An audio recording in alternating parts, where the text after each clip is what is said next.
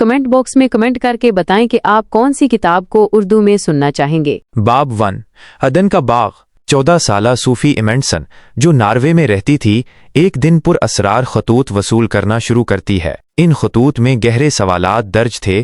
तुम कौन हो और ये दुनिया कहाँ से आई है? ये तजस्सुस भरे सवालात सूफी के फलसफियाना सफ़र का आगाज साबित होते हैं। वो इन सादा मगर अमीक सवालात पर गौर करना शुरू कर देती है, जिससे उसकी रोज़मर्रा की ज़िंदगी में एक नई सोच और जुस्तजू की लहर दौड़ जाती है। बाब 2 जादू की टोपी। सूफी को एक फ़लसफियाना सबक मिलता है जिसमें ये बताया जाता है कि इंसान दुनिया को किस तरह समझते हैं। इस सबक में एक जादूगर की मिसाल दी जाती है जो अपनी टोपी से एक खरगोश निकालता है। ये तमसील वजूद की हैरत अंगेज़ी और तजस्सुस के एहसास को बरकरार रखने की अहमियत को वाज़े करती है। सूफी को एहसास होता है कि दुनिया एक मुअम्मा है और उसे इस मुअम्मे को हल करने के लिए अपनी हैरत और तजस्सुस को जिंदा रखना होगा। बाब 3 असातीर। ये बाब कदीम असातीर पर रोशनी डालता है और बताता है कि इब्तिदाई इंसान किस तरह कुदरती मज़ाहिर की वजाहत के लिए इन कहानियों का इस्तेमाल करते थे। सूफी जानती है कि फ़लसफ़ा दुनिया के बारे में अक्ली वजाहतें तलाश करने के एक तरीके के तौर पर उभरा। असातीर जहाँ एक तरफ खौफ और हैरत को जन्म देती थीं, वहीं फ़लसफ़े ने मंतिक और इस्तिदलाल की बुनियाद पर जवाबात तलाश करने की कोशिश की। बाब 4 फितरी फ़िलासफ़र।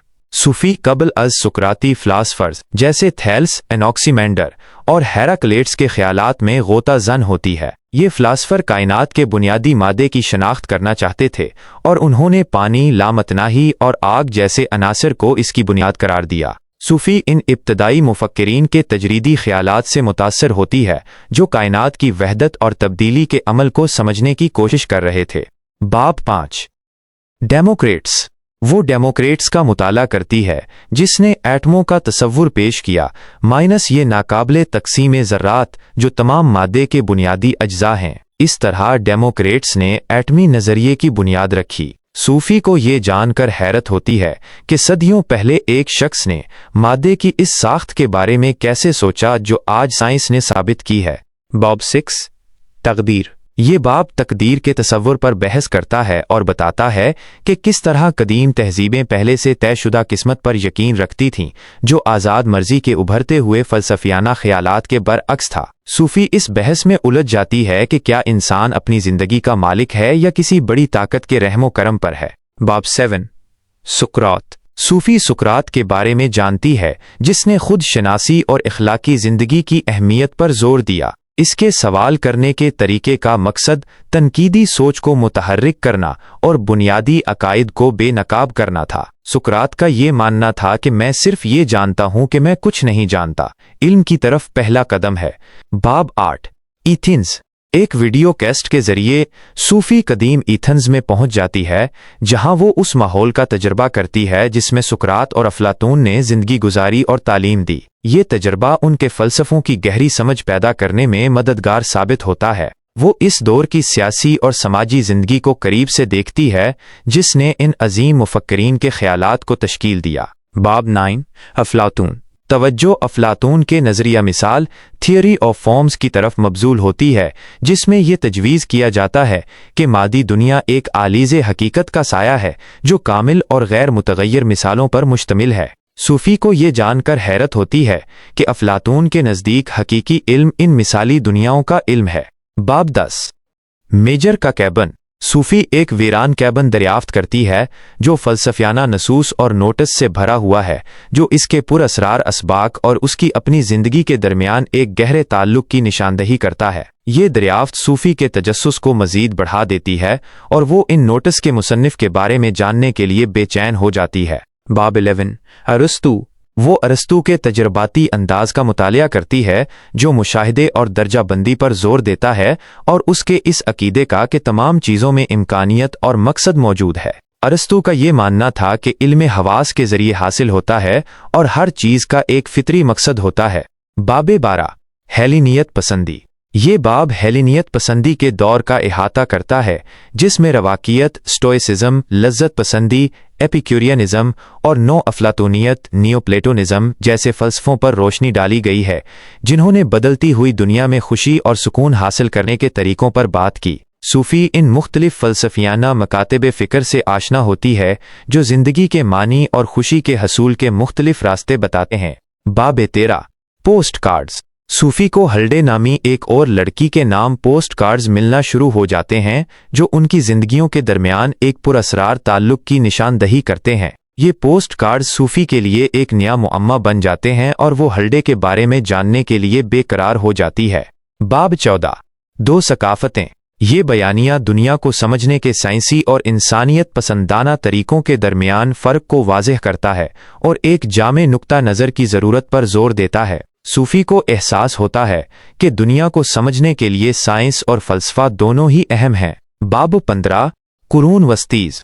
صوفی قرون وسطیز کے فلسفے کا مطالعہ کرتی ہے جس میں عیسائی الہیات اور کلاسیکی فلسفے کے امتزاج پر توجہ مرکوز کی گئی ہے، جیسا کہ اگسٹین اور ایکویناس کے کاموں میں دیکھا جا سکتا ہے۔ اس دور میں مذہب اور فلسفہ ایک دوسرے کے ساتھ جڑے ہوئے تھے اور فلاسفرز نے مذہبی عقائد کو عقلی بنیادوں پر ثابت کرنے کی کوشش کی۔ باب 16 نشاط ثانیہ۔ نشاط ثانیہ کے دور کو دریافت کیا جاتا ہے جس میں انسانیت پسندی، فن اور کلاسیکی علم کی دوبارہ دریافت میں نئی دلچسپی کو اجاگر کیا گیا ہے۔ یہ دور علم اور فنون کے احیاء کا دور تھا جس نے یورپ کی فکری اور ثقافتی زندگی میں انقلاب برپا کر دیا۔ باب 17 باروک۔ یہ باب باروک دور کے تضادات، حرکت اور جذباتی شدت پر زور دیتا ہے جو انسانی تجربے کی پیچیدگیوں کی عکاسی کرتا ہے۔ باروک فن اور فلسفہ جذبات، ڈرامائیت اور لامحدودیت کے احساس کو ظاہر کرتے ہیں۔ باب 18 ڈیکارٹ۔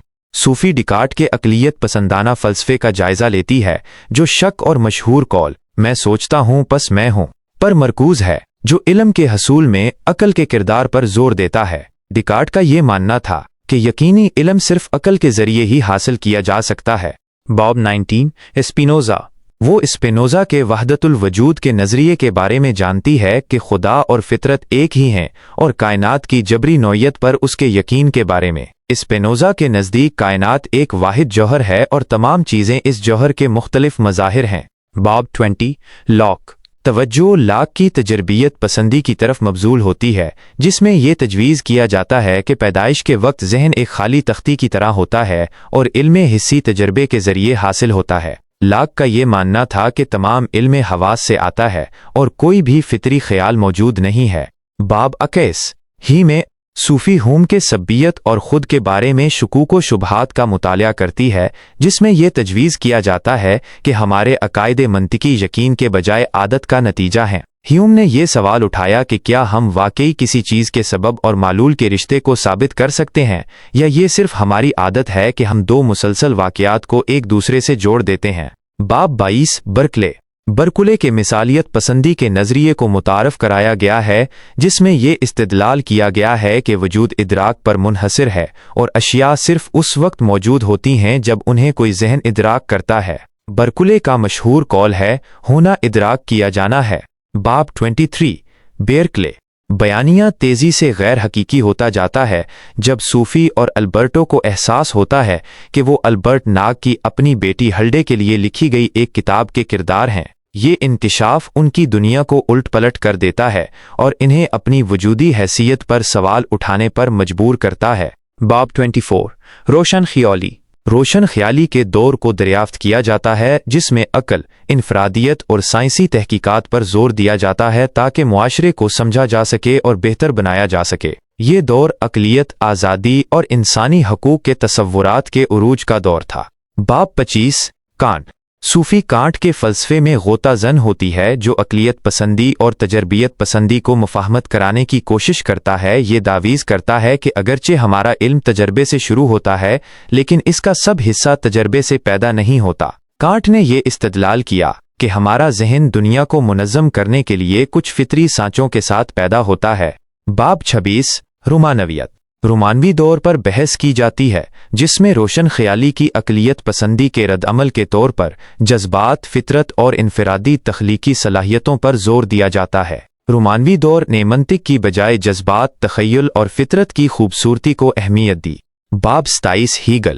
ہیگل کے جدلیاتی طریقہ کار کو متعارف کرایا گیا ہے جس میں یہ تجویز کیا گیا ہے کہ تاریخ متضاد خیالات کے امتزاج کے ذریعے آگے بڑھتی ہے جس سے شعور کا ارتقاء ہوتا ہے۔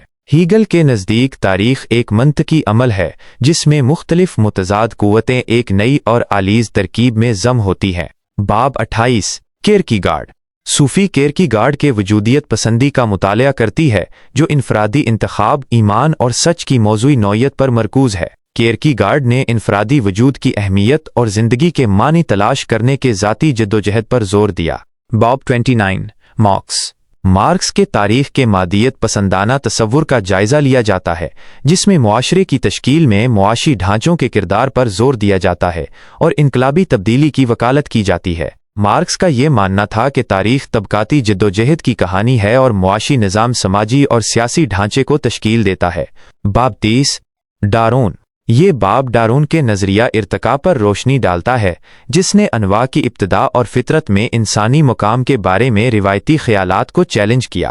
ڈارون کے قدرتی انتخاب کے نظریے نے زندگی کی پیچیدگی اور تنوع کی ایک نئی وضاحت پیش کی۔ باب 31 فرائڈ۔ صوفی فرائڈ کے نفسیاتی نظریے کے بارے میں جانتی ہے جو لاشعور، دفاعی میکانزم اور بچپن کے تجربات کے بالغ رویے پر اثرات کی کھوج کرتا ہے۔ فرائڈ نے انسانی ذہن کی گہرائیوں کو بے نقاب کیا اور بتایا کہ کس طرح لاشعوری خواہشات اور تجربات ہمارے رویوں کو متاثر کرتے ہیں۔ باب 32 ہمارا اپنا زمانہ۔ یہ بیانیہ عصری فلسفے پر غور کرتا ہے، وجودی سوالات اور تیزی سے بدلتی ہوئی دنیا میں معنی کی تلاش کو مخاطب کرتا ہے۔ آج کا فلسفہ ٹیکنالوجی، اخلاقیات اور شناخت جیسے پیچیدہ مسائل سے نبرد آزما ہے۔ باب 33 باغ کی پارٹی۔ صوفی اور البرٹو ایک افراتفری والی باغ کی پارٹی کے دوران اپنی افسانوی وجود کی حدود سے فرار ہونے کی کوشش کرتے ہیں جو ان کی خود مختاری کے لیے جدوجہد کی علامت ہے۔ یہ منظر ان کی مایوسی اور اپنی کہانی کے مصنف کے کنٹرول سے آزاد ہونے کی خواہش کو ظاہر کرتا ہے۔ باب 34 جوابی نکتہ۔ کہانی کا اختتام ہلڈے کی اپنے والد کی چالاکیوں کے بارے میں بڑھتی ہوئی آگاہی اور اپنی شناخت پر زور دینے کی کوششوں کے ساتھ ہوتا ہے جو صوفی کے سفر کی عکاسی کرتا ہے۔ ہلڈے اب صرف ایک وصول کنندہ نہیں رہی بلکہ وہ اپنی کہانی کی مصنف بننے کی کوشش کر رہی ہے۔